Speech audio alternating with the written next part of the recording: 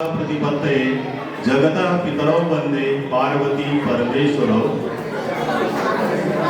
मंच में सर्वप्रथम मैं नमन करता हूं जिनकी नवी पुण्यतिथि में हम यहाँ पर उपस्थित हैं।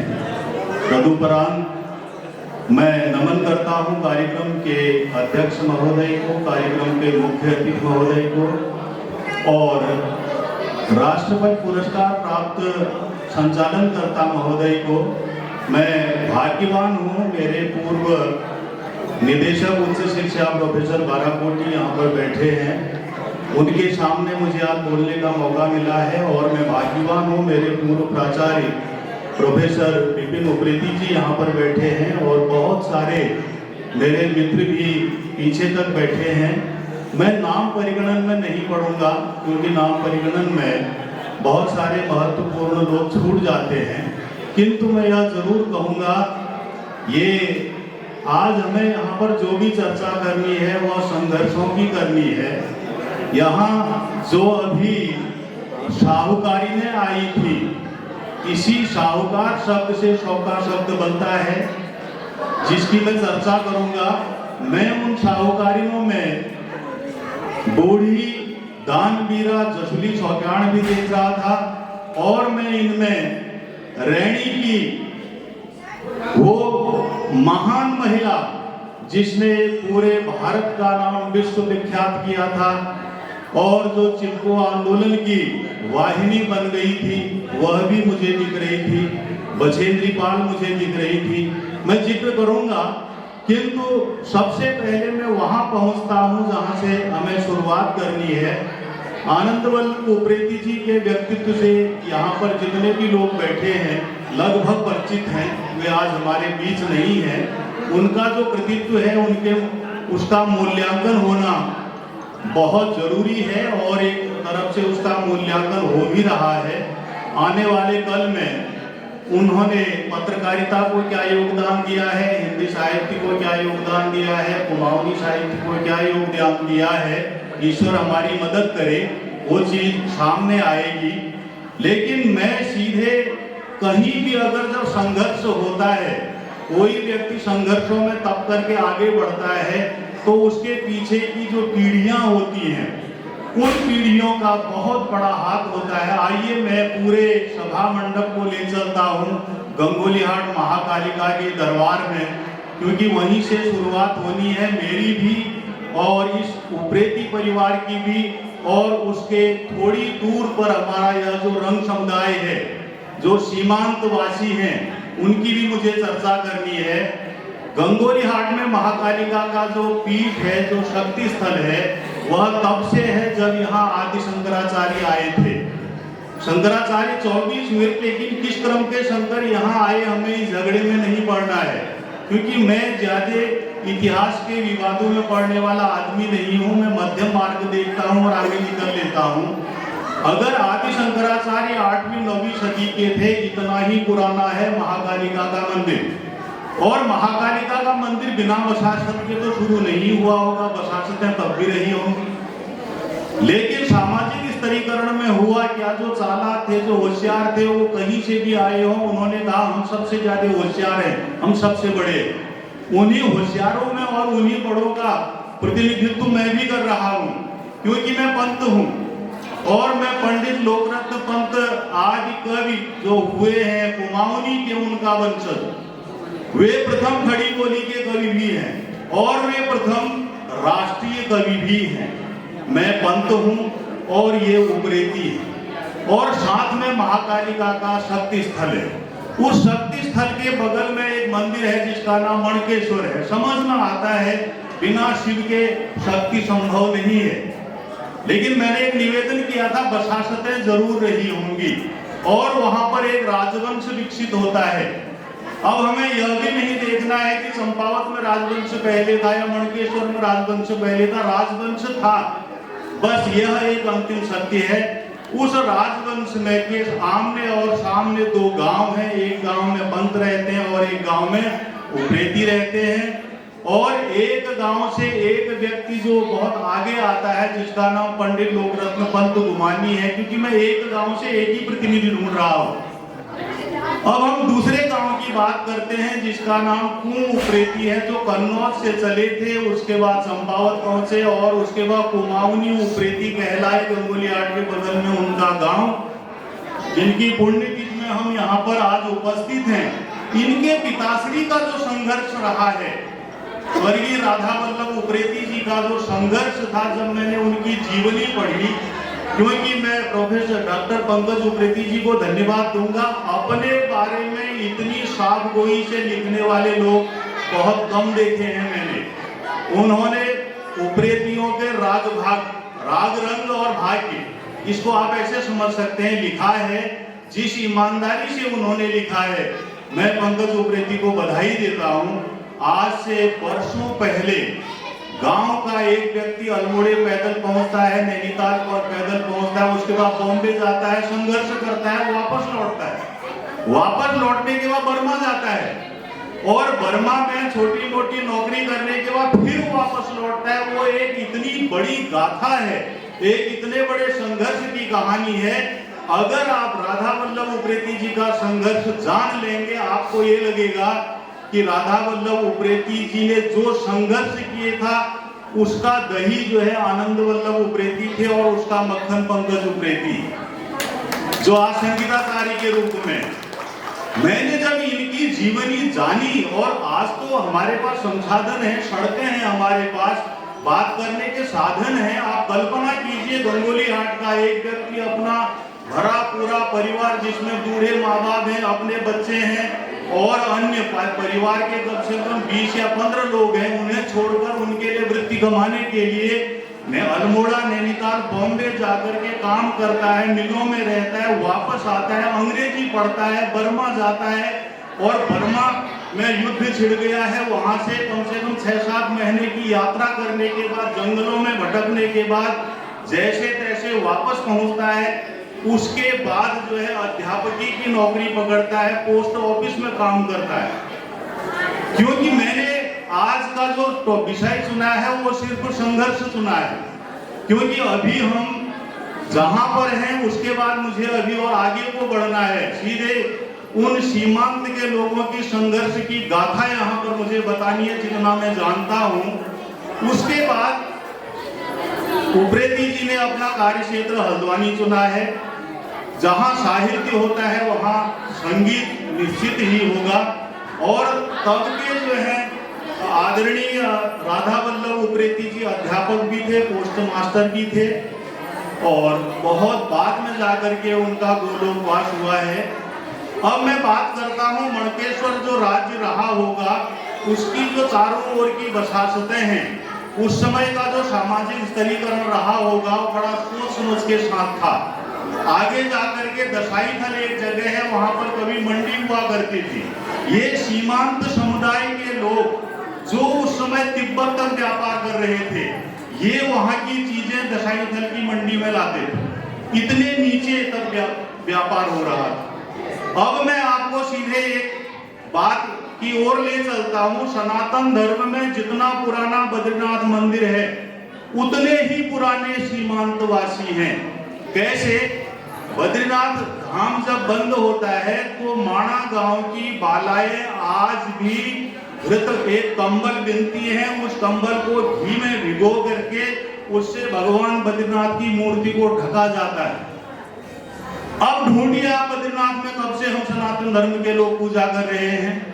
उतने ही पुराने हैं वहां के निवासी, क्योंकि बिना निवासियों के मंदिर भी मेरे ख्याल से बहुत दिनों तक नहीं चलेगा, क्योंकि जब मंदिर के साथ तो बसासत शुरुआत हो ही जाएगी। फूल लाने वाले, पानी लाने वाले पंडित जी फिर भी पहुंच जाएंगे घंटी बजाने के लिए, और वहां पर बसासतें शुरू हो जाएंगी। मैं तो यह मानता हूं हमारे केदारनाथ और बद्रीनाथ धामों से भी पुराने हैं हमारे ये सीमांतवासी, क्योंकि वो तोलछा, मारछा, जाट, इस तरह से जो उन्होंने अपने नाम रखे थे। अब हुआ क्या है, आप पूरा इतिहास खगाल करके देख लीजिए।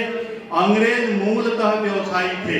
1815 में अंग्रेज अल्मोड़ा आते हैं और उन्होंने कुमाऊं कमिश्नरी की स्थापना की थी। उससे पहले एक युग आप याद करिए जो गोरखोल का समय रहा है, जब गोरखा यहाँ आए उन्होंने कुमाऊं और गढ़वाल को बुरी तरह से लूटा। उनकी नजरें इन शौकारों पर भी गई।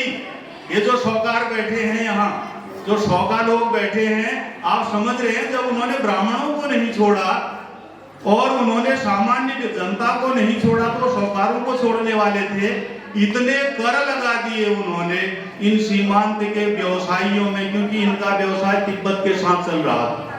गोरखागर्दी बंद हो गई, गोरखे वापस नेपाल चले गए और यहाँ अंग्रेज आ गए। अंग्रेज नृशास्त्री नहीं है, उन्हें मानव विज्ञान से कोई लेना देना नहीं है। वो मूलतः सिर्फ व्यवसायी हैं और शासक हैं। अल्मोड़े में बैठे हुए अंग्रेजों ने सबसे पहले भोटिया शब्द का प्रयोग किया है, जो कहीं है ही नहीं। मैंने पहले ही निवेदन कर दिया है, भोटिया शब्द है ही नहीं। अभी जब हम बात करते हैं सीमांत की जोहारी है, अभी इनका जो रंग समाज है, मैं तो सलाम करता हूँ रंग समाज के लोगों को। मैं अभी आज नजदीक से देख रहा हूँ, जितना अपनी संस्कृति और सभ्यता के लिए रंग समुदाय का व्यक्ति जितना जागरूक है, इतना जागरूक मैंने किसी समुदाय के लोग नहीं देखे। ये देख लीजिए, आज हमारे देश में आप देख रहे हैं कपड़ों के नाम पर झगड़े हो रहे हैं। अभी आपने हमारी साहूकारी में देखी होंगी, यहाँ पर सारा शरीर ऊन से अपने हाथ से बिने हुए, आज तो नहीं होगा बहरहाल, अपने हाथ से प्रकृति से निकाले हुए रंगों से रंग करके पहनते। अब कल्पना कीजिए, कोई वहां बड़ी फैक्ट्रियां नहीं थी, वहां कोई सोने इत्यादि की खाने नहीं थी। वो पथरीला प्रदेश जहां घास भी नहीं उगती है, सिर्फ अगर साथ में है तो अपनी बकरियां है और चवर गाय है। तो इन दो के सहारे इन पर्वत पुत्रों ने कैसी मेहनत की होगी, क्या वो श्रम रहा होगा, क्या वो संघर्ष रहा होगा। आप कल्पना कीजिए, जिस समय तिब्बत के साथ व्यापार चल रहा था, कितने दिन की ये यात्राएं हुआ करती थी। और 1978 से जो आप पिघलता हिमालय के साथ ये मित्रता निभा रहे हैं, मितुर शब्द इनके यहाँ प्रयुक्त है। और वो मितुर शब्द जो है सीमांत के जो व्यवसायी थे, इनके और तिब्बत मूल के व्यवसायियों के बीच में ये शब्द प्रयुक्त होता था। मैंने तो यहाँ तक भी पढ़ा है, आज अगर हम हरिद्वार जाते हैं, रामेश्वरम में जाते हैं, पंडा एकदम पतड़ा खोल करके बता देते हैं आप इस क्षेत्र के हैं। ये परंपरा इनके यहाँ भी थी। इनके गांव का व्यक्ति जो है तिब्बत में ठीक अपने मूल व्यापारी के साथ ही व्यवसाय कर सकता था, ऐसी व्यवस्थाएं थी। और उसके लिए पत्थर तोड़ करके 2 पत्थर के टुकड़े, एक वहां होता था, एक यहाँ होता। ये परंपराएं थी। कल्पना कीजिए उस संघर्ष की, अपने गांव से। और ये जो साहूकारी में बैठी हैं, इनके जीवन संघर्ष की। जब पति व्यापार के लिए निकल जाते होंगे और घर के अन्य लोग जो है जानवर रेवड़ों को लेकर के रामनगर टनकपुर की ओर आ जाते होंगे या बुग्यालों की ओर चले जाते होंगे, उस साहूकारी ने सब कुछ करना है, किनाई भी करनी है। मैंने अपने एक शोध पत्र में लिखा है, हिमालय की वो चढ़ाई और नीचे का वो ढलान, नीचे की नदियां और उस धार पर चलती हुई ये साहूकारीन माँ, जिसके पीठ में बच्चा बंधा हुआ है और हाथ में तगली पकड़े हुए वो कुछ काट रही है। क्या ऐसा सौंदर्य जो है, क्यों नजर नहीं पड़ी होगी इस सौंदर्य में किसी कवि की आज तक। कल्पना कीजिए, क्योंकि पर्दा प्रथा भी इनके यहाँ नहीं है, क्योंकि पति घर में नहीं है, पुरुष घर में नहीं है। अगर कोई व्यक्ति आ रहा है तो व्यापार भी करना है, घर में उनकी चीजें हैं, दिखानी भी है, बात भी करनी है। अब पर्दा जो करेंगी तो बात कैसे करेंगी। फिर ऐसी महिला जिसने 5-5, 6-6 पुरुषों के बराबर की जिम्मेदारी का निर्वहन करना है, वो पर्दा करेगी तो काम कैसे चलेगा। लेकिन अंग्रेजों ने एक और जहां पर इनको भोटिया कह दिया, दूसरी ओर एक नाम लूंगा मैं, जिनका नाम है रामजी साहब। रामजी साहब की ही नजर पड़ती है मणिकंपासी में, रामजी साहब की ही नजर पड़ती है नैन सिंह रावत में। विश्व का, दुनिया का महानतम सर्वेयर, जिसके पास न फीता है न कोई मशीनें हैं, कहीं माला से जमीन नापता है। कहीं अपने पांव से जमीन नापता है, कहीं घोड़ों की टापों से जमीन नापता है। कोई मार्ग भी प्रशस्त नहीं है, तमाम डकैत पीछे पड़े हैं, कबीले पीछे पड़े हैं, अपनी जान का भी खतरा है, जासूसी भी करनी है, जान भी बचानी है। सारी दुनिया को नाप करके आने वाला वो भी इसी समुदाय का व्यक्ति। दूसरा व्यक्ति किशन सिंह, वो भी इसी समुदाय का है। लेकिन रामजी साहब ने 100 रुपए का नोट दिया था मणिकंपासी के साथ, अंग्रेज सर्वेयरों के साथ जाने के लिए। ये इतिहास साक्ष्य। दूसरी बात मैं फिर और तक कहना चाहूंगा कि पशुपतिनाथ जितने पुराने हैं, बद्रीनाथ जितने पुराने हैं, केदारनाथ जितने पुराने हैं, इतना ही पुराना है यह हमारा सीमांत का समुदाय। और अगर कुछ लोग ये कह देते हैं कि आजादी के बाद इन्होंने उन्नति की है, इनका पिछला इतिहास देखिए, स्वतंत्रता संग्राम में वहां के लोगों का योगदान देख लीजिए। और ये जसुली सौतरण जिन्हें हम याद करने के लिए यहाँ पर बैठे हैं, पति की मृत्यु के बाद या पुत्र की मृत्यु के बाद कैसा वैराग्य उनको जागा होगा, जो ये कहने लग गई है क्या करना है इस संपत्ति का, जबकि अपना अभी इतनी बूढ़ी भी नहीं हुई है, मैं इस अपनी संपत्ति को गाड़ गधेरों में बहा देती हूँ या किसी पहाड़ी से नीचे को लुढ़का देती हूँ। यहाँ पर भी रेमजी साहब फिर आगे आते हैं और रामजे साहब ने इनको एक ऐसा प्रेरित किया कि इस साहूकारी ने अपनी सारी संपत्ति रेमजे को सौंप दी। बल्कि लोग आश्चर्य से देखते हैं, ये छोटे छोटे से ये राती घाट से आगे भी है एक जगह, वो लोगों को ये मालूम भी नहीं है। ये सब इस दान वीरांगना की देन है, जिसने गढ़वाल में, कुमायूं में, यहाँ तक कि नेपाल तक धर्मशालाएं खुलो। कितना अकूत पैसा उस परिवार ने कमाया होगा और कितनी मेहनत उस परिवार ने की होगी। देश आजाद हुआ और सबसे बड़ा आघात हमारे सीमांत वासियों को दलाई लामा के वहां से तिब्बत छोड़ देने के बाद दूसरा धक्का लगा, चाइना ने जो आक्रमण किया उसके बाद। चाइना को तो आप जान ही रहे, चाइना हम ही को नहीं दुनिया के हर देश को आज भी धक्का दे रहा है और ये बड़ी चिंता का विषय है। और दूसरी ओर ये बड़ी खुशी की बात भी है, जिस तरह आज उत्तराखंड से पलायन हो रहा है। पलायन के लिए प्रत्येक व्यक्ति तो छोड़िए, हमारे नेताजी लोग भी नीचे ही आ जाना पसंद कर रहे हैं, क्योंकि ऊपर कोई है ही नहीं प्रचार प्रसार या वोट देने के लिए भी। फिर भी हमारे सीमांतवासी अपने गांव को बसाए हुए हैं, बचाए हुए हैं। जब भी बॉर्डर पार से कोई भी इस तरह की हलचल या हरकत हुई है, सबसे पहले ग्रामीणों ने पकड़ी है, चाहे वो हमारा पाकिस्तान का बॉर्डर रहा हो, चाहे हमारा वो चाइना के साथ का बॉर्डर रहा है। और चाइना की जो आज की हरकतें हैं, उनके हिसाब से अगर ये सीमांत के लोग, ये अपनी परंपरा से जुड़े हुए लोग हैं, इन्होंने वहां की धरती पकड़ रखी है, इनको इनके संस्कारों ने रोका हुआ है। मैं उदाहरण दूं आपको, अगर माणा के लोग जब वहां से आ जाते हैं नीचे, बर्फ गलने के बाद अगर वो वापस वहां जाए ही नहीं तो कौन क्या कह लेगा उनसे? क्या उनको दिल्ली बॉम्बे आने का अधिकार नहीं है? लेकिन उनके संस्कार हैं कि उन संस्कारों ने उनको पकड़ रखा है, वो फिर लौटते हैं, अपना गांव आबाद करते हैं। तो पुनः, क्योंकि मुझे यह लगता है ये इतना बड़ा विषय है, ये इस पर इतनी लंबी चर्चा हो सकती है, लेकिन मेरी एक ही पीड़ा है। मुझे कभी कभी लगता है, विशेष रूप से कुमायूं अंचल के संदर्भ में, क्या हमारे पास धोतियों के सिवाय और कोई इतिहास नहीं है?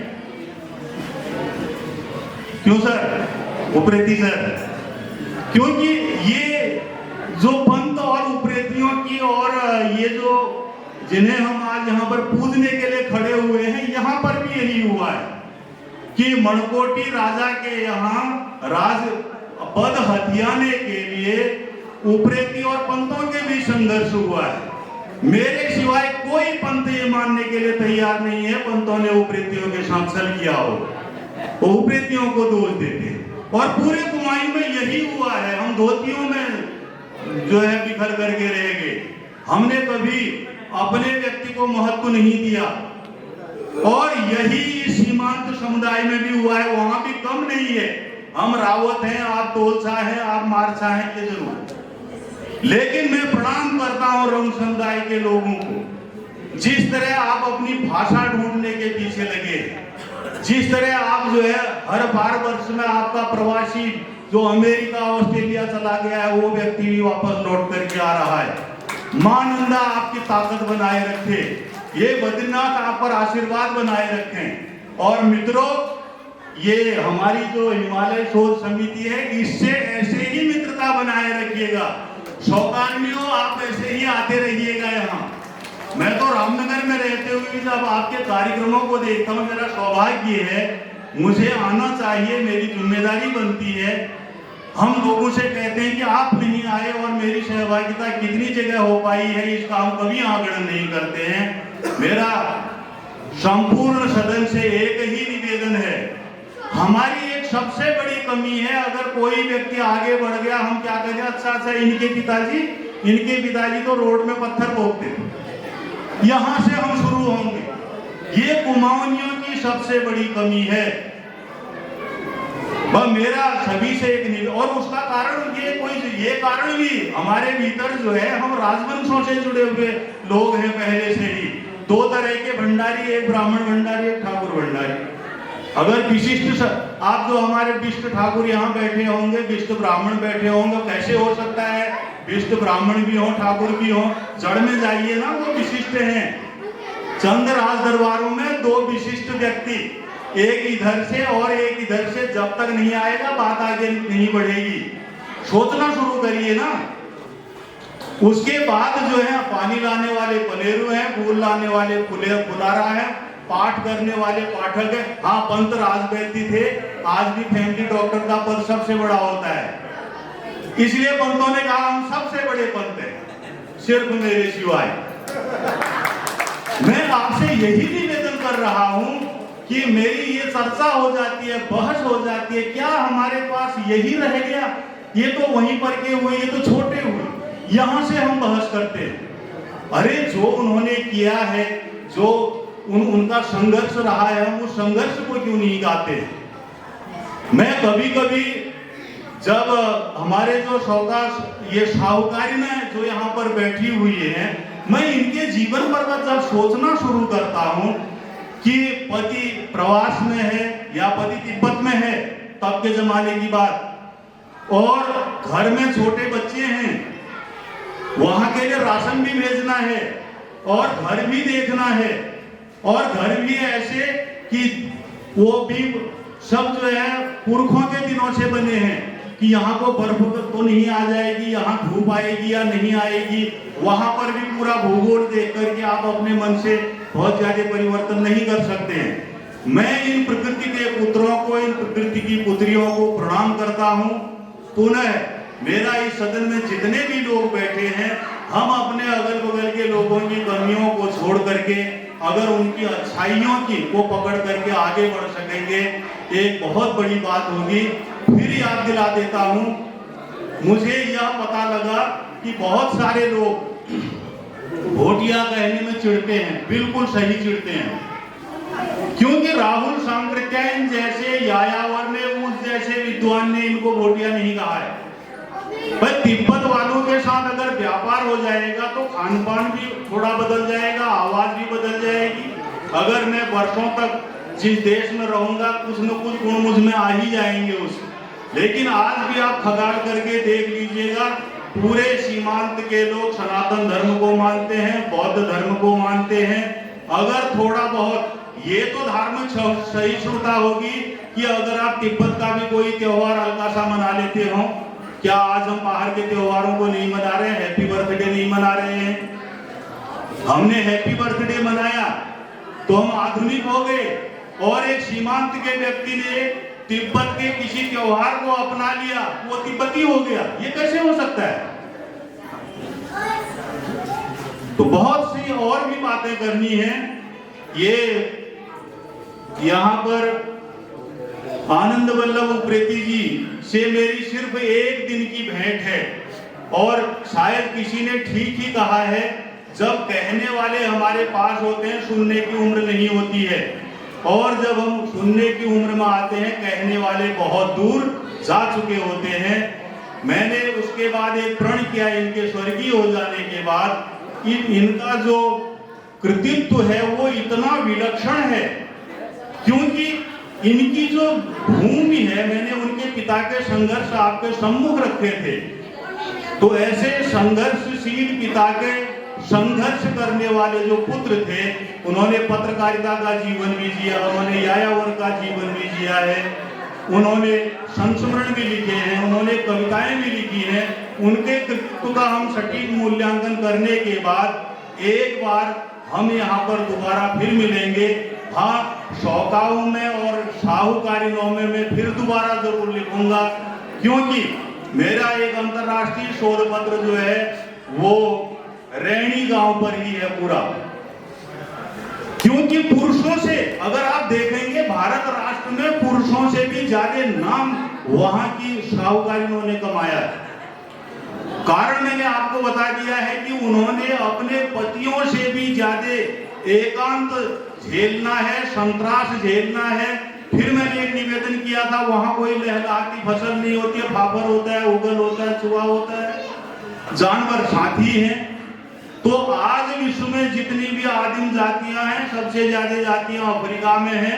उसके बाद भारत राष्ट्र के भीतर जितनी भी आदिम जातियां हैं, उन आदिम जातियों में मैं स्वतंत्रता प्राप्ति के बाद की बात ही नहीं करता, क्योंकि स्वतंत्रता प्राप्ति के बाद यह हुआ है कि हमारे सीमांत के गांव थोड़ा बहुत खाली हो गए हैं, जो चिंता का विषय है। असली संघर्ष तो स्वतंत्रता से पहले का मैं बयां कर रहा हूं, क्योंकि वहां न सड़क है, वहां न समतल जमीन है, वहां न उत्तम खेती है, यहाँ तक कि पानी भी नहीं है। ये साहूकार और ये साहूकार, ये प्रकृति के उपासक, ये प्रकृति के पूजक, ये गंगा को पूजने वाले, यमुना को पूजने वाले, एक एक पहाड़ को पूजने वाले, पशु पक्षियों की पूजा करने वाले, कितना बड़ा दुर्भाग्य है। जितनी भी आदिम जातियां हैं उनके घरों के, मेरा बोक्साओं पर भी काम है, थारुओं पर भी काम है, कितने साफ उनके दांत होते हैं, लेकिन दुर्भाग्य देखिए, विदेशी कंपनी आती है, हमारे देश के आदिवासियों के बीच जाती है और वहां पर अपना जो है एक दंत मंजन दिखाती है और कहती है हमारे दंत मंजन से इनके दांत साफ हुए। कितना बड़ा दुर्भाग्य है ये। आदिम जातियों के बराबर बोक्साओं में शायद उतनी सुघड़ महिला और उतनी साफ सफाई करने वाली महिला, दक्षिण भारत में भी मैंने ये देखा है कि जितनी भी आदिम जातियां हैं वो साफ सफाई पर जितना ध्यान देती, क्योंकि वो प्रकृति के उपासक हैं। उनको पेड़ भी नहीं काटना है, उन्होंने पानी में मल भी नहीं करना है, उनके लिए पर्वत भी पूजनी है, उनके लिए बुग्याल भी पूजनी है, क्योंकि बुग्याल उनके जानवरों को घास देता है, हवा उनके जानवरों को उड़ने से रोकती है, कोई घास उनके जानवरों को उनको रंग दे रही है, तो उनके लिए तो जो है जानवर भी देवता है। ऐसे प्रकृति के उपासकों को मैं नमन करता हूँ। ईश्वर करे मैं आपके कार्यक्रम में बार बार आऊं। ये जिह्वा है, कहीं कुछ स्खलन हो गया हो, मेरा अध्ययन कम तर का रहा हो, लेकिन इतना जरूर है, मैं घोषणा करता हूँ इस विद्वानों की मंडली में कि अंग्रेजों ने जो भोटिया नाम दिया था, ये नाम बिल्कुल गलत है। अंग्रेजों के अल्मोड़े में आने से पहले ये नाम है ही नहीं। हाँ, इसमें भी जरूर एक चीज और स्वीकार करता हूँ, बड़ी धोतियों वालों का जरूर इसमें भी हाथ रहा होगा। उसका कारण बता रहा हूं मैं आपको, क्योंकि आप गोरखागर्दी देखिए, तो गोरखागर्दी में भी सबसे पहले ब्राह्मणों ने अपने लिए माफी मंगवाई है, कहा कि हमको छोड़ करके और उसे आप काम करा लीजिए। चंदों के यहाँ तो राजभाषा, बतूरियों के यहाँ राजभाषा क्या है उसके लिए ठीक नहीं कहा जा सकता है। चंदों के यहाँ जो राजभाषा थी, संस्कृत का ज्ञान होना बहुत जरूरी था, और संस्कृत का ज्ञान पंडित जी लोगों को ही होता है। कह दिया होगा उन्होंने ऐसी कलमोड़े से अंगुली लगा करके, वो जो दूर रहते हैं वो बोटी हैं, कह दिया। खैर, इन्हीं शब्दों के साथ आपने मुझे बड़े धैर्य पूर्वक सुना। छोटे छोटे बच्चों को भी मैं देख रहा था, और आज का दिन मेरे जीवन का अमूल्य दिन है, क्योंकि मैंने आपसे निवेदन किया था, मेयर साहब यहाँ पर बैठे हैं, हमारे पूर्व निदेशक उच्च शिक्षा यहाँ पर बैठे हैं। एक मजेदार बात और है, महाकालिका का ये मंदिर है, मंदिर के इस तरफ मेरा गांव है और मंदिर के इस तरफ पंकज उप्रेती का गांव है और उससे भी एक ऊंचा पहाड़ है।